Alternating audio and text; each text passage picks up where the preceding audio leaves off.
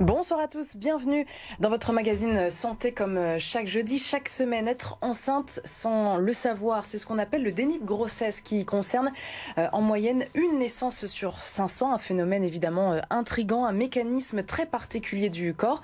On répond à vos questions ce soir avec nos deux invités, la docteure Katharina Schumacher, pédopsychiatre à la maternité Jeanne de Flandre, accompagnée de Charlotte, maman du petit Martin, qui a vécu un déni de grossesse à l'âge de 32 ans il y a 4 ans. Bonsoir à toutes les deux. Bonsoir. Bienvenue, merci beaucoup d'avoir accepté notre invitation, le déni de grossesse. Donc on en parle tout de suite.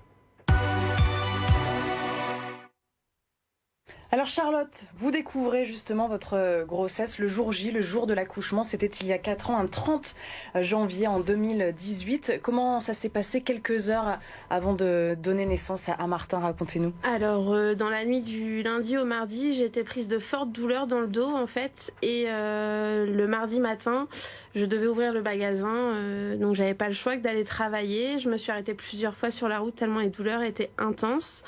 Dans le secteur de Maubeuge, hein, c'est ça, du côté de Louvre? C'est ça. Et puis, donc, je suis restée toute seule au magasin de 9h à 11h. Et quand ma collègue est arrivée, elle m'a vue blanche, livide. Elle me dit, tu peux pas rester comme ça, il faut qu'on appelle quelqu'un.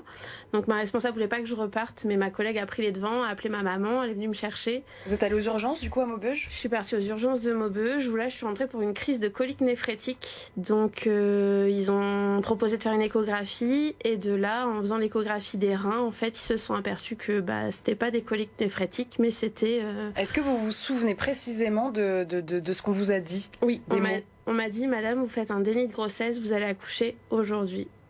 Voilà. Bon, on va revenir sur évidemment tout ce que ça a provoqué comme réaction et sentiment. Docteur, aucun symptôme avant pour Charlotte, c'est ça qui paraît fou en fait. C'est vraiment le déni de grossesse, c'est ça, c'est aucun symptôme avant. Oui, tout à fait. C'est vraiment le principe même de ces grossesses non conscientes, ou ce qu'on appelle plus communément les dénis de grossesse. C'est vrai que c'est mieux comme formulation, on préfère. Vous préférez, vous en tout cas? Je préfère, et on est de plus en plus à préférer, parce que la grossesse non consciente, c'est vraiment ce principe de il n'y a rien dans la conscience qui fasse dire qui fasse penser qu'il y a une grossesse en cours. Et comment on l'explique? Alors pour le cas de Charlotte, en l'occurrence, elle était en couple avec son compagnon, 28 ans, une famille recomposée, tout va bien. Comment on peut l'expliquer? Il y a quand même des facteurs? Les grossesses non conscientes de durée partielle ou durée totale jusqu'à l'accouchement touchent tout le monde en fait. Quel que soit l'âge, quel que soit être en couple ou pas, quel que soit le travail. On peut déjà avoir eu des enfants avant d'ailleurs. Tout à fait, ouais. Et sans aucun déni de grossesse. Voilà. Et le pourquoi? Pour nous, il y a une grossesse physique qui est en cours, un bébé qui se développe, enfin tout le corps de la future maman, de la femme, accueille et fait grandir ce bébé.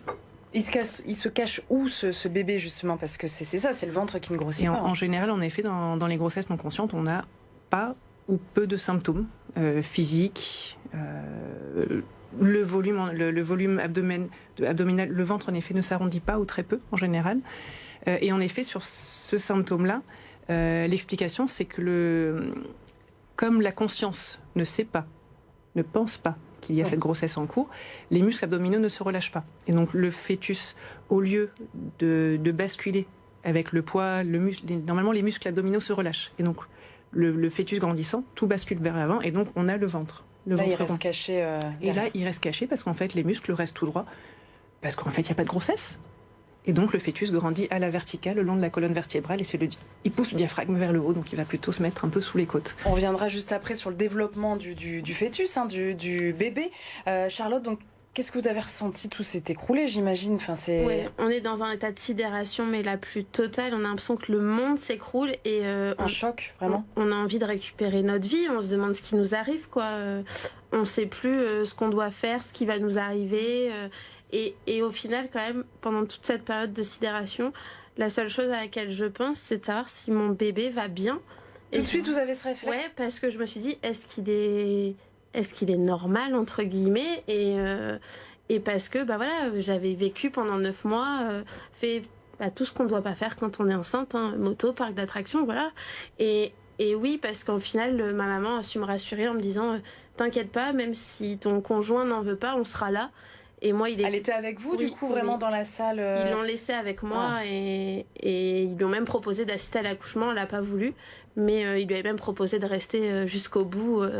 Donc voilà, et c'est la question qui m'est venue tout de suite en tête parce que... Et le papa, alors vous l'avez appelé tout de suite ou Donc le papa, j'ai voulu le joindre, sauf qu'en fait pour lui c'était une journée hyper importante au boulot, donc impossible de le joindre. Au bout du 10e appel... Toujours comme ça, J'arrive à l'avoir et là par contre moi j'arrive plus à parler, j'ai aucun mot qui sort et là donc ma maman le prend 2 minutes au téléphone et le sage-femme vient me voir et me dit vous voulez que je le fasse, et j'ai dit oui.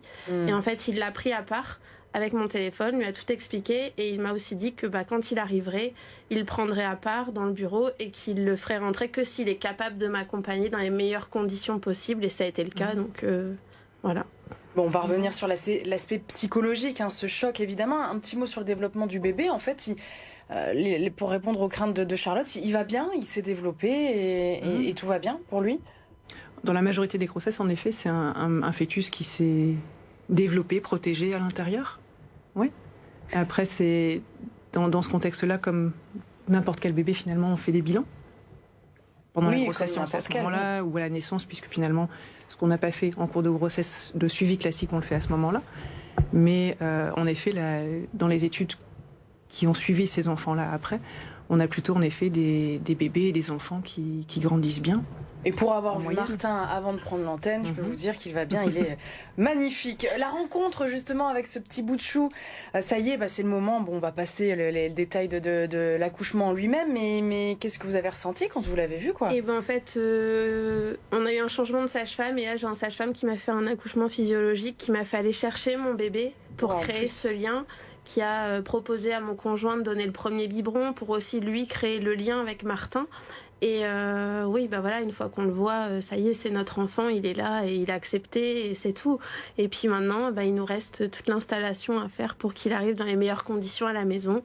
Et puis on se pose pas trop de questions à ce moment-là. Vous laissez porter par l'émotion? C'est ça, les questions viennent après avec tous les jugements qu'on peut recevoir une fois qu'on l'explique et qu'on doit faire face aux administrations françaises parce que on rentre pas dans la bonne case. C'est-à-dire quel jugement? Qu'est-ce que vous tenez vous avez pas fait la déclaration de grossesse dans les temps, on va pas vous payer votre congé maternité prénatal parce que vous y avez pas le droit, mais en fait vous y avez le droit, donc on va le faire quand même. C'est pas normal que tu l'aies pas senti que t'étais enceinte. Moi tout de suite je l'ai senti. Non, moi je l'ai pas senti. Et puis moi on m'a dit on a des amis qui ont eu un prématuré, on m'a dit eux ils ont eu un prématuré, ils le voulaient, toi tu le voulais pas, il va bien. Mais c'est la nature, en fait, c'est comme ça. Encore pas mal de tabous autour du déni de grossesse. Je reviens sur l'accompagnement, notamment du personnel qui, pareil, se laisse guider par ce qui se passe. Ils sont quand même formés, notamment à Jeanne de Flandre, sur ça? Je pense de plus en plus. Parce qu'en effet, il y a un grand tabou depuis très longtemps sur le sujet. Pendant très longtemps, on n'a même pas pensé que ça existait. C'était juste faux. Ou c'est la faute de la maman? C'était faux, elle mentait, elle cachait, c'était la faute de la maman. Et c'est vrai que du coup, depuis les années 80-90, les premières études sont venues, ont montré qu'en fait non, c'est bien quelque chose qui existait. Et puis dans les années 2000, il y a eu une médiatisation à la télé, beaucoup de reportages, des choses comme ça. Et tout à coup, il y a une sensibilisation de la société qui, là, depuis 20 ans, progresse. Et on le voit très fort aussi. Donc comment les familles, finalement, quand on les appelle, ils réagissent pas pareil maintenant qu'encore il y a quelques années. Et je pense que les soignants, il y a cette sensibilisation qu'ils ont quand ils sont en société. Et puis il y a aussi, en effet, la sensibilisation et la formation au niveau professionnel qui augmente de plus en plus. Et cette volonté d'être dans un accompagnement bienveillant. On n'est pas là pour surveiller. Ni juger, ni... Pas du tout. Voilà, on est dans des circonstances qui ne sont pas ordinaires, ok. Mais qui sont potentiellement traumatogènes parce que tout d'un coup, on apprend plein de choses et ça déstabilise très fort. Ça c'est un choc quand même. Oui, tout à fait. On n'a pas le temps, malheureusement, de revenir sur les aspects psychologiques sur le long terme. En tout cas, on en parle. Un groupe de parole a justement été créé. Charlotte, vous en faites partie. C'est quoi la priorité pour vous dans ce groupe de parole ici dans la région?